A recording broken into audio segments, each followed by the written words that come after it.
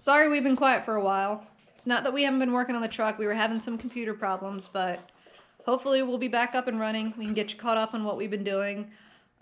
We finished the frame. We finished the roll cage. Well, I guess it's technically a roll bar with supports. Put some supports on the frame for that. I'm sure we've done a whole bunch more. I don't know what else. As you can see behind me, there's now a wall and an AC unit.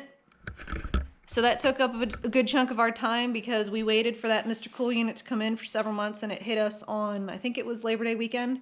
So we spent a good weekend putting up some drywall to get that unit put in permanently. As you can tell,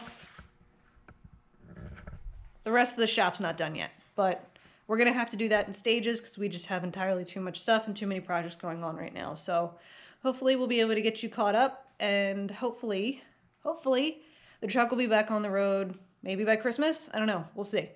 Thanks, guys.